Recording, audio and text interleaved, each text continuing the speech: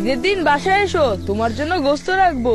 ঈদের দিন সবাই আদর করে, গোস্ত দেয়, কিন্তু বাকি দিনগুলা কেউ জানেও না আমরা কেমনে থাকি, কি খাই, কেমনে চলি। বাসায় এবার বইল কুরবানির চামড়াটা যেন খুব যত্ন কইরা ছাড়ায়। গতবার কসাইরা তোমাকে চামড়া নষ্ট করছিল, ওই নষ্ট চামড়া আমাকে এতিমখানায় দিছিল, কোনো দাম পাই নাই।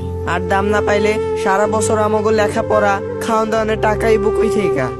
দেশের অসহায় দরিদ্র এতিমদের সহায়ে আপনার কোরবানির চামড়ার মান অক্ষুণ্ণ রাখতে সঠিক পদ্ধতিতে চামড়া ছাড়ান। চামড়া আড়াআড়ি কাটার জন্য সুচালু মাথার ছুরি, চামড়া ছাড়ানোর জন্য বাঁকা মাথার ছুরি ব্যবহার করুন।